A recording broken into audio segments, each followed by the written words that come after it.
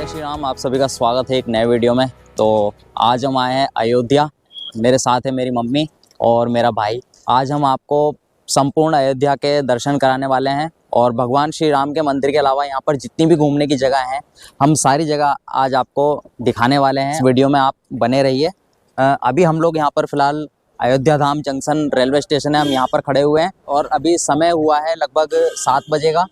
तो हम लोग जाने वाले हैं यहाँ से सबसे पहले हनुमानगढ़ी, और हनुमानगढ़ी से फिर हम उसके बाद जितनी भी यहाँ पर घूमने की जगह है, मतलब दर्शन करने की जितने भी मंदिर हैं, उन सभी जगहों पर जाएंगे। तो आप लोग इस वीडियो में बने रहिए और हम कोशिश करेंगे कि संपूर्ण जितने भी यहाँ पर स्थान हैं, मंदिर वगैरह हैं, हम सभी जगह को दर्शन करें और आपको वहाँ पर दिखा पाएँ।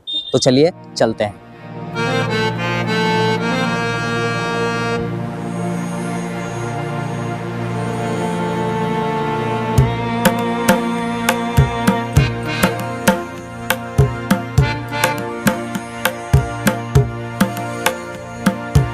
यहाँ पर ऐसी मान्यता है कि अगर आप भगवान श्री राम के दर्शन करने अयोध्या आते हैं तो उससे पहले आपको हनुमानगढ़ी जाना होता है, क्योंकि जो संकट मोचन है वो अयोध्या के मतलब पहरेदार उन्हें कहा जाता है। तो सबसे पहले उनकी अनुमति लेनी होती है हमें हनुमानगढ़ी जाकर, और उसके बाद ही हम भगवान श्री राम के दर्शन करने जाएं तो मतलब और भी ज़्यादा शुभ माना जाता है। ऐसी मान्यता है यहाँ पर।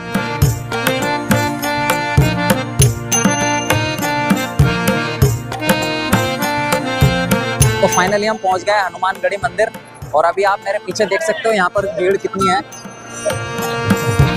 और यहाँ का नज़ारा भी देखो आप कितना ज़बरदस्त है। भयंकर भीड़ है और जहाँ देखो वहाँ जय श्री राम के उद्घोष और जय श्री राम के नारों से पूरी अयोध्या यहाँ पर गूंजी हुई है। तो बहुत ही मज़ा आ रहा है।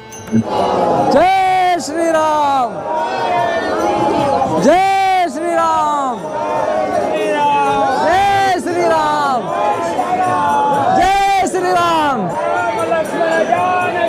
जय बोलो हनुमान की, जय बोलो हनुमान की।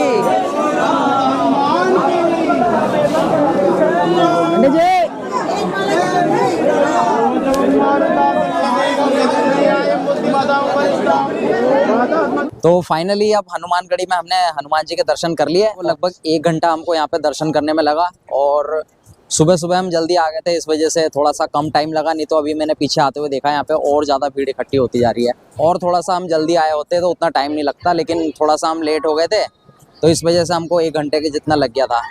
और भीड़ अभी और ज़्यादा बढ़ गई है, तो जो लोग अभी यहाँ लाइन में लग रहे हैं उनको लगभग 2 घंटे यहाँ तो समथिंग लग ही जाएंगे। जब हम हनुमानगढ़ी पर दर्शन करने के लिए आते हैं तो बीच में एक ये राजद्वार पड़ता है, इसको राजद्वार मंदिर कहते हैं।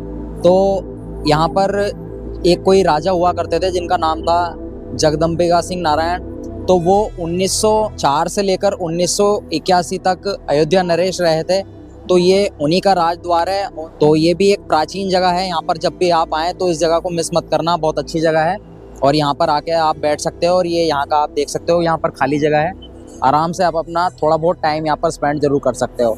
और बहुत शांत माहौल है यहाँ का।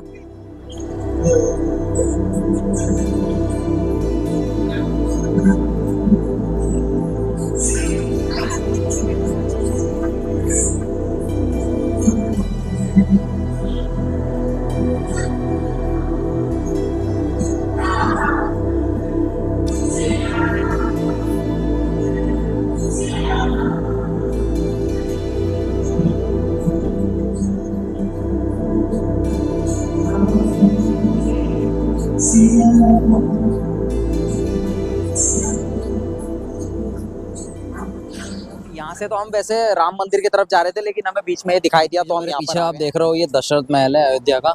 तो हनुमानगढ़ी से आते हुए लगभग कुछ ही दूरी पर ये दशरथ महल पड़ता है। यहाँ पर अंदर से मैं आपको दिखाता हूँ कि कैसा दिखता है, अंदर चलकर देखते हैं। अयोध्या के बीचों बीच महाराज दशरथ का राजमहल स्थित है। इस मंदिर का प्रवेश द्वार बेहद बड़ा और रंगीन है। यह माना जाता है कि इस भवन को ठीक उसी जगह बनाया गया है जहां राजा दशरथ का असली निवास हुआ करता था।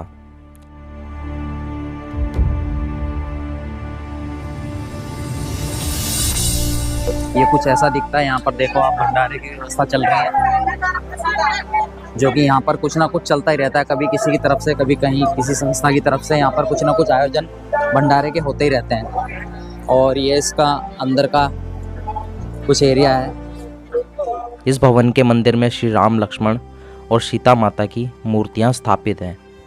इस परिसर में काफ़ी संख्या में जमा होकर श्रद्धालु भजन कीर्तन करते रहते हैं और यह भी कहा जाता है कि भगवान श्री राम का जन्म भी यहीं हुआ था। और यहाँ पर ये देखो नॉन स्टॉप भजन वगैरह चलते ही रहते हैं हमेशा।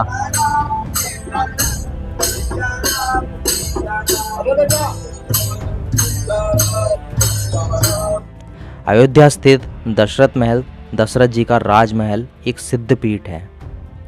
मान्यताओं के अनुसार राजा दशरथ ने त्रेता युग में इस महल की स्थापना स्वयं की थी। यह स्थान हनुमानगढ़ी से 50 मीटर की दूरी पर स्थित है और दशरथ महल को बड़ा स्थान या बड़ी जगह के नाम से भी जाना जाता है। माना जाता है कि चक्रवर्ती महाराज दशरथ अपने नाते रिश्तेदारों और परिवारजनों के साथ यहाँ रहते थे और ये स्थान अब पवित्र मंदिर के रूप में तब्दील हो चुका है। और अंदर से इसके आप देख सकते हो रूप रंगत कुछ ऐसी लगेगी आपको जैसे बिल्कुल एकदम रियल में दशरथ महल हो।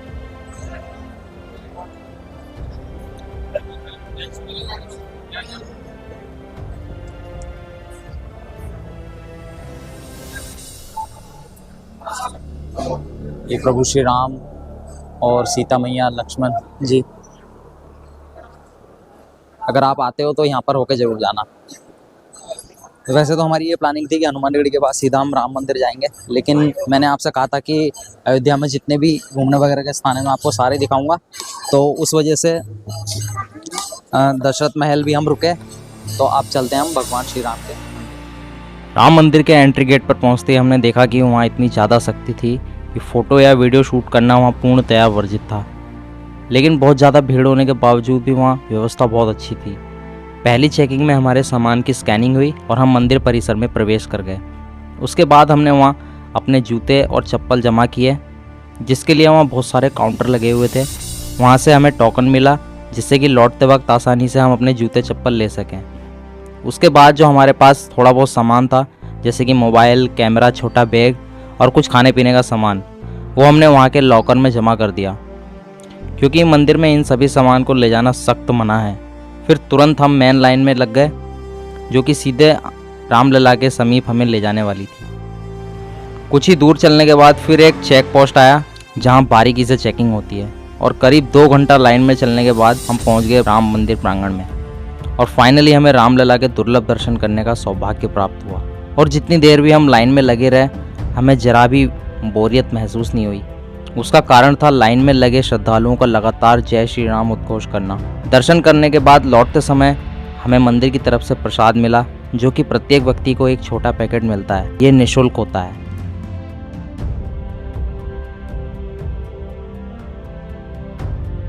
तो अभी जो आपने पीछे भीड़ देखी वो थी हनुमानगढ़ी के बाहर की भीड़। तो बहुत भयंकर भीड़ है, और जैसे जैसे दिन बढ़ता जा रहा है वैसे वैसे भीड़ बढ़ती जा रही है। तो मैं अभी जा रहा हूँ लता मंगेशकर चौक पे। अभी जो आप देख रहे हो सामने, ये लता मंगेशकर चौक है। तो यहाँ पे आप देख सकते हो कितनी भीड़ मिलेगी आपको। ये पूरी अयोध्या की सबसे मेन चौक है, और यहाँ पे इसी तरह से आपको लोग सेल्फी लेते हुए और फोटो शूट कराते हुए ऐसे ही मिलेंगे। और पीछे देखो आप कितना बड़ा जो वीणा है वो रखी हुई है यहाँ पे, और वाकई में बहुत बड़ी है। ये कैमरे में तो शायद छोटी सी दिख रही होगी आपको। तो ये मेन चौक है जो लता मंगेशकर नाम से फेमस है। और यहाँ से आपको सभी जगह के लिए, जहाँ भी आप अयोध्या में जाना चाहते हैं, सब जगह के लिए आपको गाड़ी वगैरह मिल जाएगी। लता मंगेशकर चौक के ठीक सामने यहाँ पर देखो आप सरयू नदी है, जिसको नया घाट के नाम से जाना जाता है। तो आप सरयू नदी देख पा रहे हैं, ये मुख्य सरयू नदी नहीं है, बल्कि ये नया घाट है जो कि सरयू नदी के जल को पंपिंग करके इस घाट से गुजारा जा रहा है, और अभी यहाँ का कार्य भी प्रगति पर है। सरयू नदी यहाँ से लगभग 1 किलोमीटर की दूरी पर है, जहाँ सरयू आरती होती है, और आप वहाँ बोटिंग की सैर भी कर सकते हैं।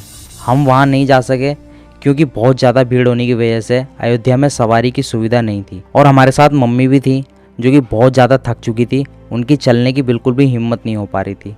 तो हम वहाँ से सीधा अपने रूम पर चले गए, जहाँ हमने कुछ देर आराम किया और उसके बाद फिर पहुँचे कनक भवन। कनक भवन मंदिर की विशेषता यह है कि इसकी संरचना जो एक विशाल महल की तरह है। कहा जाता है कि यह मंदिर एक महल ही था जिसे महाराजा दशरथ ने अपनी पत्नी रानी कैकेयी के कहने पर देवताओं के शिल्पकार विश्वकर्मा जी से बनवाया था। माता सीता के साथ विवाह के बाद भगवान राम के मन में ये विचार आया कि मिथिला से महाराजा जनक के वैभव को छोड़कर आने वाली सीता के लिए अयोध्या में एक दिव्य महल होना चाहिए।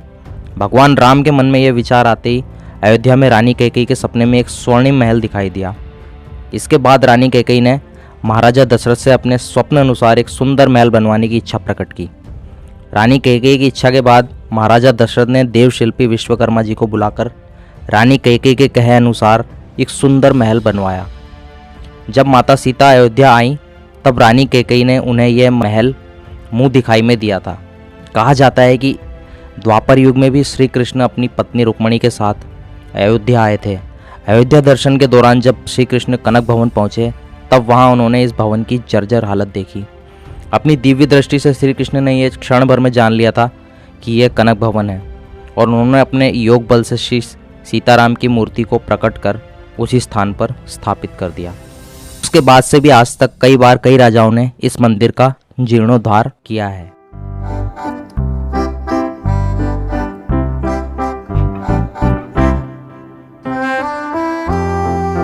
कनक भवन मंदिर से निकलने के बाद हमें नागेश्वर नाथ मंदिर पर जाना था, जो कि कनक भवन मंदिर से लगभग 2 किलोमीटर की दूरी पर स्थित है।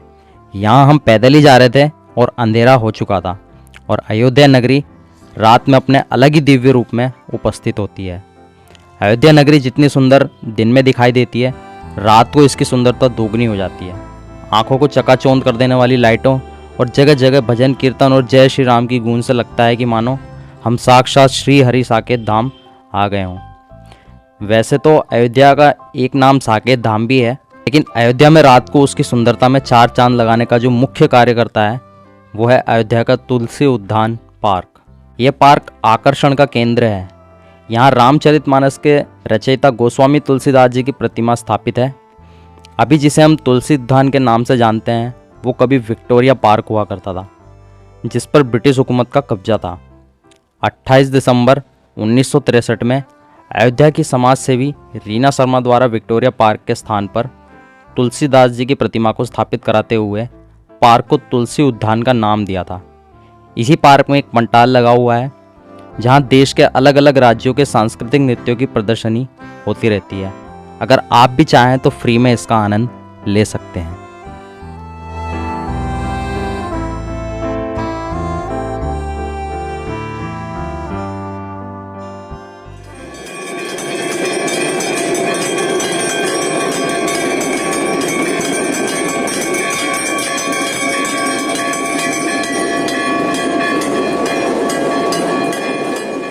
सारा दिन अयोध्या में पैदल चलने और मंदिरों में भगवान के दर्शन के लिए लाइनों में खड़े रह रहकर अब हमारे पैर जवाब दे चुके थे।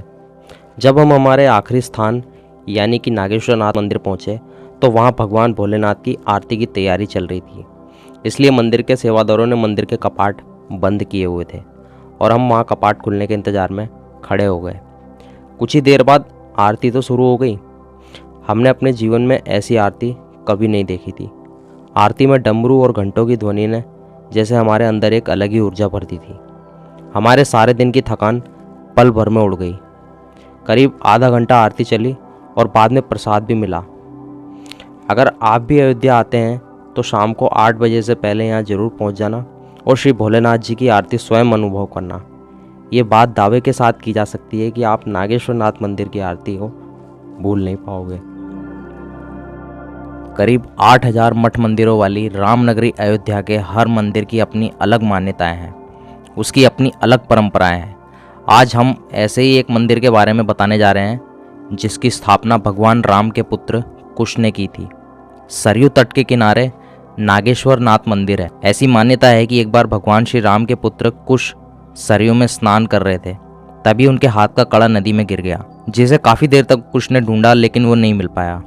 वहीं सरयू में कुमुद नाम के एक नागराज रहते थे, जिन्हें वह कड़ा मिल गया और उसे ले जाकर उन्होंने अपनी पुत्री को दे दिया। लेकिन जैसे ही इस बात की जानकारी कुश को लगी तो वह कड़ा मांगने लगे, लेकिन कुमुद राज ने देने से इनकार कर दिया। इस बात को लेकर कुश और कुमुदराज में काफ़ी बहस होने लगी। कुमुदराज का कहना था कि हमारी संस्कृति में बेटी को दिया गया उपहार वापस नहीं लिया जाता, लेकिन कुश अपनी बात पर अड़ गए। विवाद अब युद्ध की नौबत तक पहुंच गया। कुश ने धनुष उठा लिया और पृथ्वी पर से नागवंश के संहार करने की ठान ली। ऐसे में कुमुदराज ने भोलेनाथ से रक्षा की गुहार लगाई, जिसके बाद शिवजी प्रकट हुए और कुश को शांत कराया। कथानुसार भगवान भोलेनाथ ने कुश को शांत तो करा दिया था, लेकिन विवाद अभी जारी था। ऐसे में भगवान भोलेनाथ ने तीसरा रास्ता निकाला। उन्होंने कुमुदनाग की पुत्री कुमुदनी से प्रभु श्री राम के बेटे कुश की शादी कराने का विचार किया। इस रास्ते से समस्या का हल निकल आया। वहीं जब सब संपन्न हो गया तो जहां भोलेनाथ जी प्रकट हुए थे, वहीं पर कुश ने नागेश्वर नाथ की स्थापना की, जहां आज भी अयोध्या आने वाले श्रद्धालु मठ मंदिर में दर्शन पूजन के साथ ही साथ यहाँ भी शिव को जल चढ़ाना नहीं भूलते।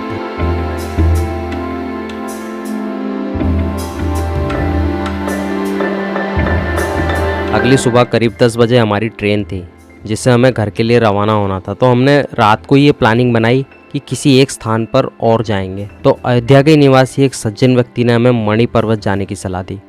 मणि पर्वत अयोध्या धाम जंक्शन रेलवे स्टेशन से 1.5 किलोमीटर की दूरी पर स्थित है, जो कि रामायण काल का प्राचीन और 65 फीट की पहाड़ी पर स्थित मणि भगवान का एक पवित्र मंदिर है। अयोध्या का यह मंदिर इतना प्राचीन होने के बावजूद भी अयोध्या में बाहर से आए श्रद्धालुओं में से 90 से 95% लोगों को इस मंदिर के बारे में पता ही नहीं है। इसलिए यहाँ पर आपको भीड़ जैसा माहौल तो बिल्कुल नहीं मिलेगा। इस स्थान की अपने आप में 2 मान्यताएं हैं। इस स्थान के बारे में ये कहा जाता है कि जब हनुमान जी संजीवनी बूटी लेकर लौट रहे थे, तब उन्हें अयोध्या की ओर कोई खतरा आता सोचकर भरत जी ने उन पर बाण चलाया और हनुमान जी मूर्छित होकर गिर पड़े। मूर्छित अवस्था में भी वो राम नाम का जप कर रहे थे। इस बात से प्रसन्न होकर उन्होंने हनुमान जी से क्षमा मांगी और पहली बार हनुमान जी और भरत जी का मिलाप हुआ था।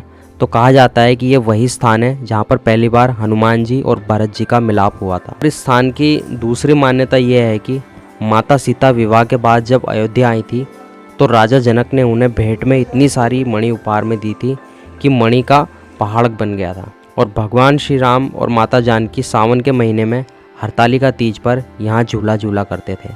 तो इस तरह से 2 मान्यताएं इस जगह की हैं। तो फाइनली हमारी जो अयोध्या की जो यात्रा थी वो संपन्न हुई और हम फिर से आ गए हैं रेलवे स्टेशन पे। और यहाँ से हमारी अब थोड़ी देर में ट्रेन भी आने वाली है, तो अब हम घर की तरफ जा रहे हैं। और उससे पहले मैं मम्मी से और मेरे भाई से थोड़ा सा पूछ लेता हूँ कि इन लोगों को यहाँ पे आने के बाद कैसा लगा, क्योंकि मैं तो आपसे कंटिन्यूसली कांटेक्ट में हूँ और मम्मी और मेरा भाई जो है उनकी एक भी बार आपसे बात नहीं हुई है, तो ये भी बता देंगे कि इन लोगों का कैसा एक्सपीरियंस रहा।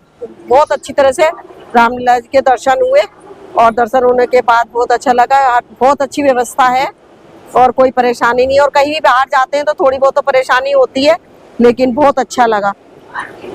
और अब हम घर जाने के लिए अपने स्टेशन पर आए हुए हैं और घर पर जाएंगे और सबको बताएंगे कि वहाँ पर अयोध्या में बहुत अच्छा लगा। और भीड़ कैसी है? भीड़ तो बहुत है।